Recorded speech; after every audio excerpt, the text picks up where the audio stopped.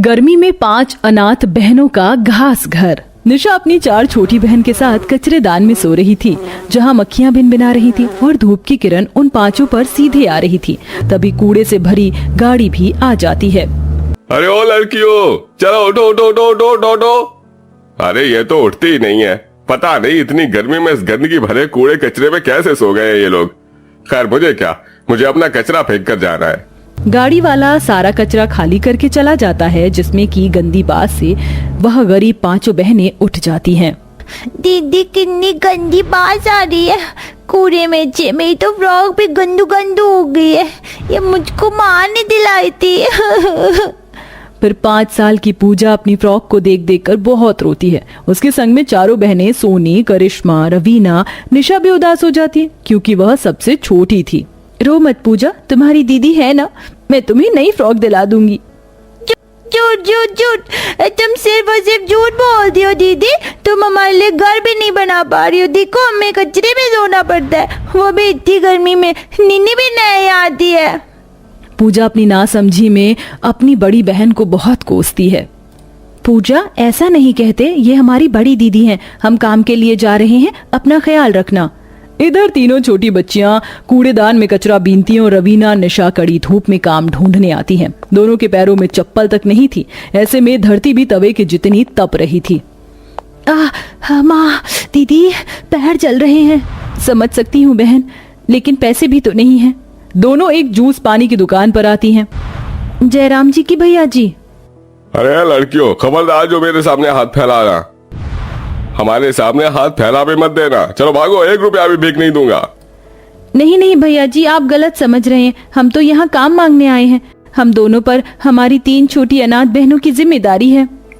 चोर जैसी तो शक्ल है दोनों की। चलो भागो यहाँ से। दुकानदार दोनों अनाथ बहनों के बिगड़े हुलिया को देखकर डांट कर भगा देता है। बाकी सब लोग भी ऐसा ही करते हैं। माँ बाप के जिंदा रहते बच्चे हर बुरे से बुरे दुख में भी हंसते हुए हद से गुजर जाते हैं, लेकिन जब सर से माँ बाप का साया उठ जाए तो अपने भी बेगाने हो जाते हैं। आज भी हमको किसी ने काम नहीं दिया। माँ बाबा, ये दुनिया बहुत निर्दयी है, फिर किसके सहारे छोड़ गए हमको। रो मत निशा दीदी, अगर तुम ही हिम्मत हार जाओगी तो हम चारों को कौन संभालेगा। दोनों अनाथ बहनें सिग्नल पर आकर कड़ी धूप में भीख मांगने लग जाती हैं। बाबूजी, भगवान के नाम पर 1 रुपए दे दो, हमारी बहनें भूखी हैं। उस बड़ी सी मर्सिडीज गाड़ी में एसी में बैठा पत्थर दिल अमीर आदमी उन बहनों की पुकार को अनसुना कर देता है। अरे लड़कियों, हट जाओ, मेरी गाड़ी के आगे से हटो। ड्राइवर, गाड़ी भगाओ। साहब, 1-2 रुपए ही दे दो, भगवान तुम्हारा घर आबाद रखे। गाड़ी फुल स्पीड में चल पड़ती है और रवीना कंकड़ भरी सड़क पर गिरकर जख्मी हो जाती है और रोते हुए कहती है, याद है दीदी, इस शहर में हम अपनी माँ के साथ न जाने एक नई जिंदगी शुरू करने की कितनी उम्मीद लेकर आए थे। हाँ बहन, मैं कैसे भूल सकती हूँ उस नौबत को। अजी उठ जाओ, मुझे और मत सताओ। उठो ना, उठते क्यों नहीं हो।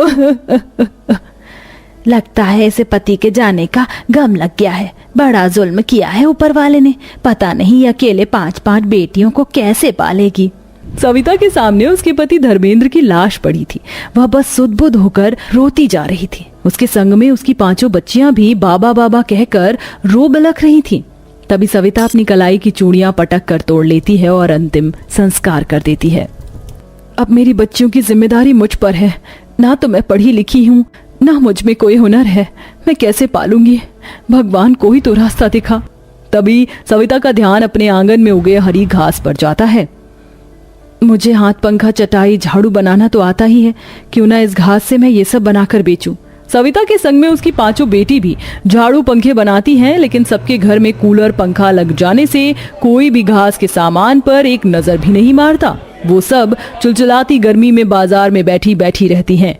कई दिनों भूखे रहने के बाद सविता अपनी 5 बेटियों का साथ लेकर गांव से शहर आ जाती है। अब हम यहीं कमाएंगे, खाएंगे बच्चियों, पर मुझे पहले काम धाम ढूंढना होगा। निशा, अपनी 4 बहनों का ध्यान रखना।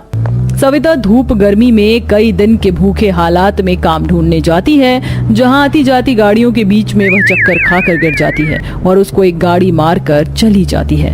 अगले 2 दिन तक उसकी लाश लावारिस की तरह पड़ी रहती है। निशा 2 दिन बाद भी गर्मी, धूप और लू में अपनी बहनों के साथ उसी जगह में बैठी होती है जहां सविता उन्हें छोड़ गई थी। दीदी, माँ कहाँ है? बोलो ना। दीदी, मुझको माँ के पास जाना, लेकर चलो ना। निशा दीदी, मेरा दिल घबरा रहा है। माँ को गए 2 दिन हो गए हैं, हमें चलकर उनको ढूंढना चाहिए। ठीक है, चलो चलते हैं। दीदी देखो ना, वहाँ पर इतनी भीड़ क्यों लगी है? चलो देखते हैं करिश्मा। जैसे ही 5 अनाथ बहनें अपनी माँ की लाश को देखती हैं तो बहुत रोती हैं, जहाँ एक झाड़ू वाला कुछ इस तरह की बातें कर रहा था। अरे पता नहीं किसकी लावारिस लाश है, थोड़ी देर में कचरे की गाड़ी आएगी और ले जाएगी उठाकर। मैं किसी को अपनी माँ को ले जाने नहीं दूंगी, ये हमारी माँ है। हाँ तो ले जाओ उठाकर, वरना कचरे की गाड़ी आएगी और भरकर ले जाएगी। चारों अनाथ बहनें उस दम निकालने वाली धूप में उसकी अर्थी कंधे पर उठाती हैं और पूजा मठ के लिए आगे आगे धूप में चलकर शमशान घाट लाकर अंतिम संस्कार कर देती हैं। उस दिन से वह बेठिकाना कचरा दान में सोती हैं। पर क्या छोटी, आज तो हमको भीख भी नहीं मिला, अपनी बहनों का पेट कैसे भरवाएंगे? हम तो भूखे रह भी लें। तभी दोनों रास्ते से गुजरते हुए एक पार्क देखती हैं जिसमें माली घास काट कर फेंक रहे थे। दीदी देखो, कितनी हरी हरी ताजी घास है, और देखो इस माली ने तो इतने सुंदर फूल लगे पेड़ों को भी काट दिया है। इन्हें ले चलते हैं। पर इस घास का करेंगे क्या रवीना?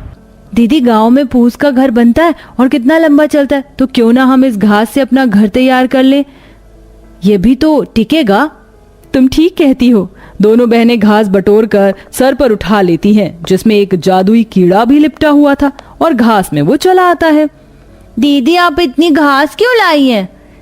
इससे हम अपने रहने का घर बनाएंगे, क्योंकि घास बहुत ठंडी होती है।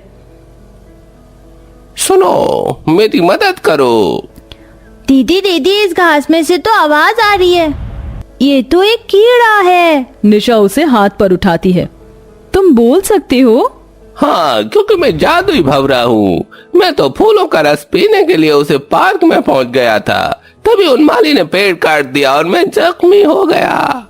रुको, मैं तुम्हें ठीक करती हूँ। निशा उसे एक पत्ते पर रख देती है और चारों रस भरे फूल ला कर देती है। तुम सबका धन्यवाद। मैं मीठा रस पीकर मेरी शक्ति पूरी तरह लौट आई है। कहो, क्या मदद कर सकता हूँ मैं तुम्हारी? हमारे पास रहने को घर नहीं, क्या तुम बना सकते हो? क्यों नहीं, क्यों नहीं। तू फूल में भंवरा, एक घास दिखा दे कमाल, जिससे बन जाए ये अनाथ बहनों का सुंदर सा बसेरा। कीड़ा ये मंत्र गुनगुनाते हुए उस पूरी घास को जादुई बना देता है और पलक झपकते 5 अनाथ बहनें खुद को विशाल जादुई घास के घर में पाती हैं। अरे वाह, ये घास का घर कितना बड़ा और सुंदर है ना सोनी दीदी? हाँ पूजा, और इस घर में तो कितनी ठंडक भी है, गर्मी भी नहीं लग रही। देखो, इसकी तो दीवार भी हरी और दरवाजे भी। अच्छा, अब मैं चलता हूँ। तुम 5 का जो भी इच्छा हो इस घास घर से कह देना, ये पूरी कर देगा। ये कहकर वह कीड़ा गायब हो जाता है। क्या सचमुच हम इस जादुई घास के घर से जो मांगेंगे वो ये देगा? तो फिर मैं मांगती हूँ कि हमारे सामने अच्छा अच्छा खाना आ जाए। और घास का जादुई घर अपने जादू से उन्हें लजीज बढ़िया खाने की थालियां देता है। ये तो सच में जादुई घास का घर है। दीदी चलो खाते हैं। कई दिन तक भूखे प्यासे गर्मी में भटकने के बाद वह उस दिन पेट भर कर खाती हैं। अब तो मेरा मन ठंडी ठंडी आइसक्रीम खाने का कर रहा है। प्यारे घास के घर, क्या तुम हमको आइसक्रीम खिलाओगे? और चमचमाते हुए आइसक्रीम भी आ जाती है। ये तो कमाल हो गया। प्यारे जादुई घास के घर, मुझे नए कपड़े दो ना, मेरे पास एक भी अच्छे कपड़े नहीं है। और सोनी की इच्छा पर जादुई घास का रंग बिरंगे सूती के सुंदर सुंदर कपड़ों की बरसात कर देता है। बारी बारी से अपने अपने मनपसंद की खाने पीने की चीज वो मांगती हैं और फर्नीचर भी, जिससे उनका घर और भी ज्यादा सुंदर हो जाता है। और अब 5 बहनें खुशी खुशी जिंदगी गुजारने लगती हैं।